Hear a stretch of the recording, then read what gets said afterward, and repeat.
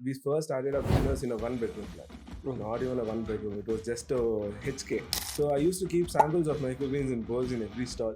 I used to make people taste each and every microgreen. But in Indian market, people didn't consume this kind of thing. Or if they were consuming also, it was very less. Once you said you made sure that in next half an hour you delivered that thing. In Bangalore, it is possible. It is possible. With my voice, it is possible. I have a You have set some of- Tufan people. Yes.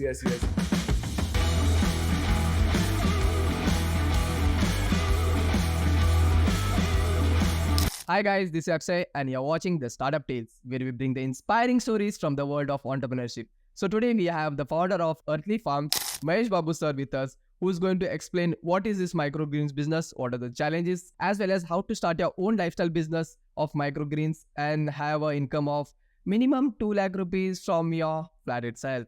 So we'll get to know how he's doing it, and then he has many franchise models too. So at the end of the podcast, you'll be able to start your own business.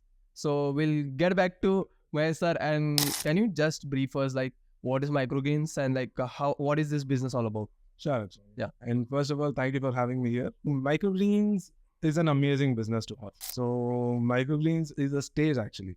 People have a lot of misconception that microgreens is used only for garnishes and this, that.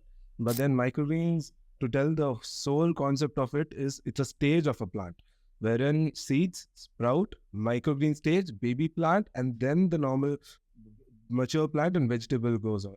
But we harvest the crop in the microgreen stage. So what happens here is the very potent, dense nutrition. So they're almost 40 times more nutritious, 4 to 40 times more nutritious. So consuming microgreens on daily basis, it can fulfill your nutrition intake of the day. It's very helpful for your stomach, it's for your gut, for your vision, for your brain, for your overall immunity was boosted over there.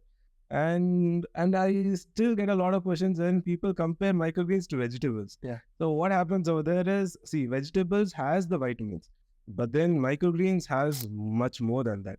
The nutrition aspect and something called as phytochemicals. So phytochemicals are produced enormously in the microgreens. These are the chemical components produced by the microgreens, wherein these chemicals help the plant in protecting against bacterial, viral, or fungal infections. Okay. So these nutrients, or which produced from the microgreens, the phytochemicals and the nutrients, for our body, it acts like an antioxidant.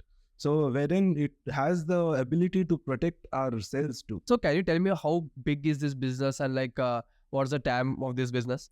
In India, it is right now not that huge because a lot of people do not have that education. A lot of people do not know about microgreens.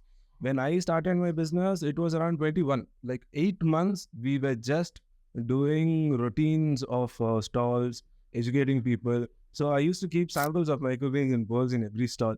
I used to make people taste each and every microgreen so that they'll understand. See, if they're eating radish, it'll taste exactly like radish. If they're eating corn, it'll taste exactly like corn. Then I would explain to them, eating 10 leaves of radish is equal to eating an entire radish. So there is a lot of difference over there. From then 8 months, from people, they were asking, what are these? I started asking, what varieties do you have? And our conversions were happening, our sales were happening. This was our first steps to coming into this business. You got into this business by choice or by chance? Mhm. First thing, is this a hobby for what you have done, which got into your business, or you wanted to do something which is going on in the outside market? It was definitely a choice, not a chance. Okay. 100% a choice. So how I started the business was COVID time, 2020. We were in a farmhouse. I used to grow normal vegetables in our farm, cauliflower. I grew paddy. I grew corianders and all these kind of crops. But what I noticed in this was the amount of chemicals, the amount of pesticides we put so that other insects don't come and eat, just to protect the plant, is bullshit. Seriously, that is horrible. And what we grew, we never used to consume it to our house. If someone is growing something, they would love to eat it. But then what we grew, the amount of chemical, what I put from my hands, I never used to consume. Even outside on the market, it's the same thing. But still, we would prefer eating from the outside because we have seen that thing in life. What happens over here is we have to wear a mask. We have to spray all those chemicals. Those chemicals hitting us has a very toxic smell. So all those things, that is where it struck me actually first. Like I have to give people something better to eat, good, healthy food. So that is when I started researching about microgreens. And one of my very close friend, actually, she's the one who told me about microgreens in the first place. And that topic felt very intriguing. Started doing my research, and then slowly, one by step by step, started. Like we first started a business in a one bedroom flat. Not even a one bedroom. It was just a HK, a hall kitchen and this thing.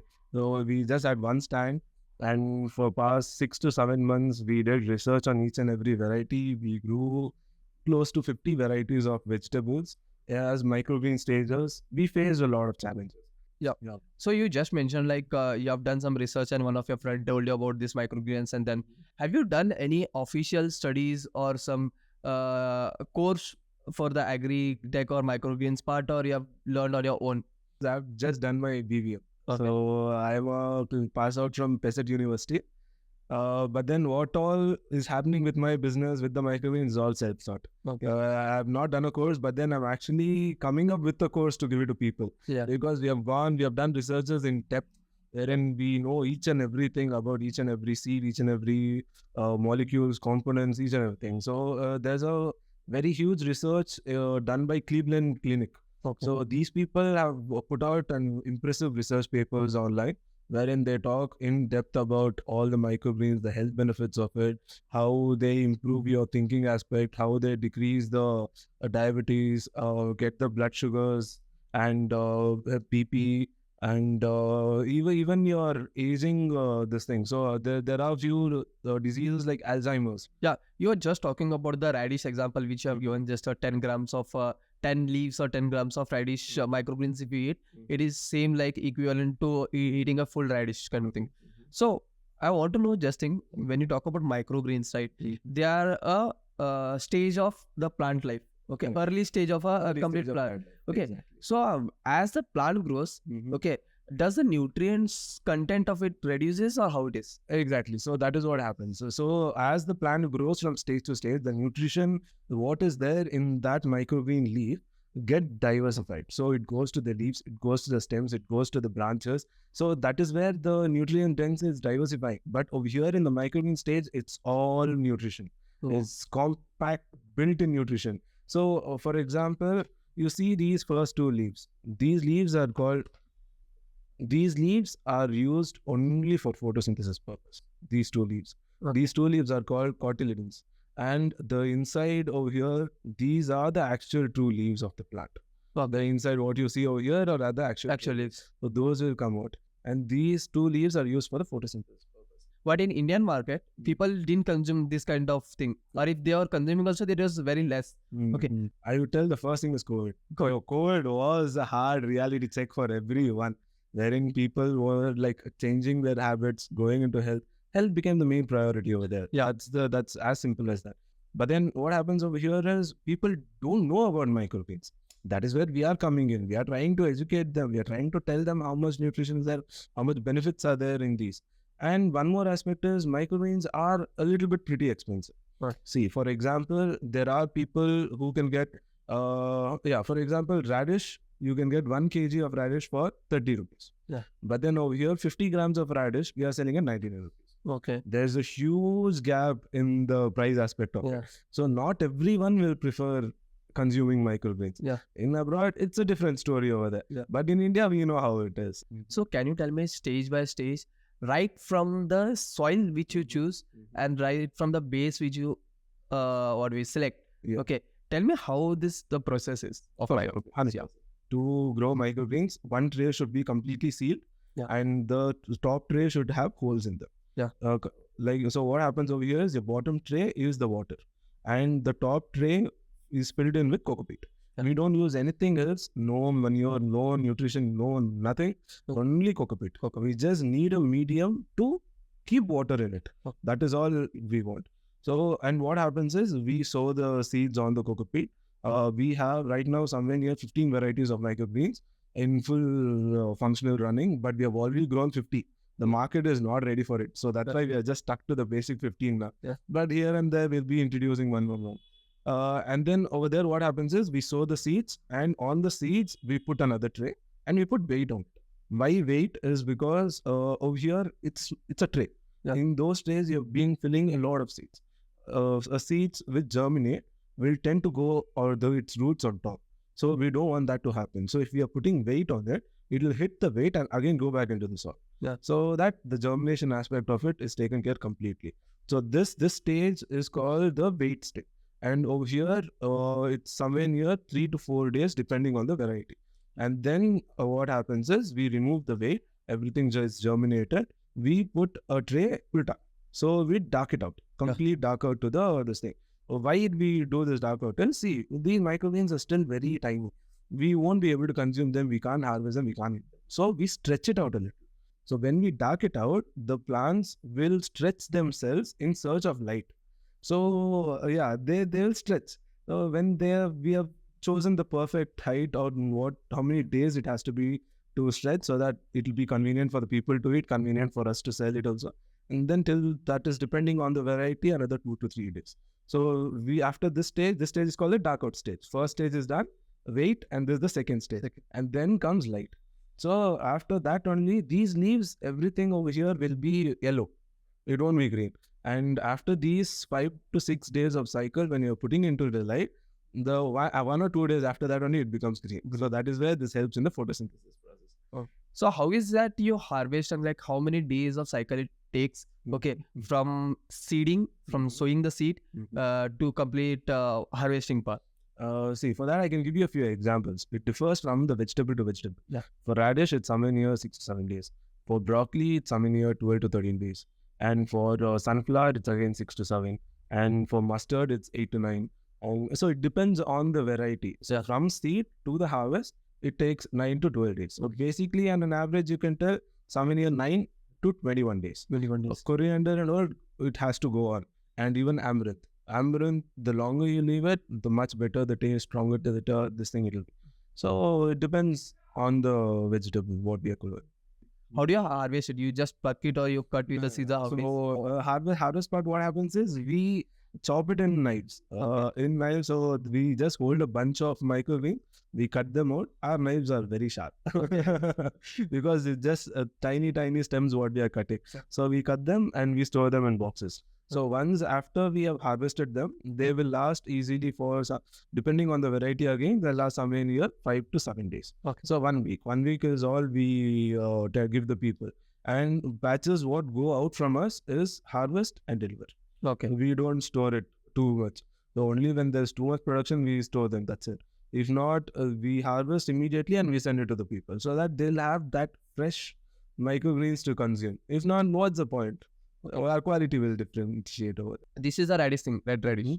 And this is a microgreen. If I leave it, will it become a pure radish? Like a traditional radish? What do we Yes, it will. But we are not using the same seeds. What happens over here is we use seeds something called as non-GMO. That is non-GMO. Non-GMO. Non-GMO. So what happens is these non-GMO seeds are not genetically manipulated seeds. So the seeds what is used in the traditional farming in the farm, these are usually tend to have a chemical coating on it so that the seeds will 100% germinate. There won't be any infections for the seeds. There is a coating for that. Yeah, I guess many of our viewers also want to start this kind of a business and like, if not for other people, okay, they can consume it for themselves itself. Exactly. What are some of the funny or the crazy feedbacks you have received from your consumers or the clients what you have? Feedbacks what we have got from our customers are very good. Till now, they're very good, genuine. People love our products and everything. But still, there are customers who will go crazy. Like one time what happened, the delivery was misplaced, wherein the product was not delivered to the customer. And the customer was in rage actually. He wanted to use that microgreens. He wanted to go to golf. And he wanted to take the microgreen smoothie along with him to the golf thing. And he had like only half an hour. So I made sure in the next half an hour, he got his produce, he made the smoothie and took the microgreens to the golf thing. I have only one doubt. Once you said like you made sure that in next half an hour you deliver that thing. In Bangalore, it is possible?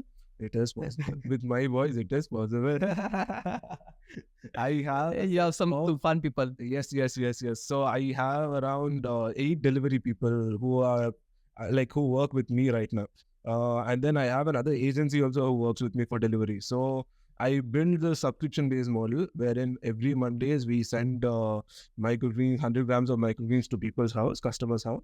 And then throughout the week they can consume 7 days. Again, next Monday, fresh harvest, fresh start. Why agency is because I can deliver in 45 rupees throughout Bangalore. Yeah. Oh, that is a very good saving for me. And then with this thing, it comes to whether you want money or you want your reputation. That time you can't see money. It is your reputation in line. It is your brand ethics what comes in. So those times are guys, 100 rupees I'll give you extra, run. Chale jayega. Okay. And for our lucky thing, he was little nearby here. So we were able to reach him. I guess it was pretty much things we have covered in this podcast, and like many things have been discussed. And if some doubts or some feedbacks you want to give, I guess our viewers can we will give the description about Earthly Farms website, and then we will also share the links about his personal accounts and all. You can just go and contact him, and then like he's also giving the franchisee outlets. If you're thinking to start a business from your own house and make a good decent amount of money, you can get back to him. Okay, we'll be providing into the link. So thank you for coming on the podcast. It was great speaking to you. Yeah, really nice talking to you.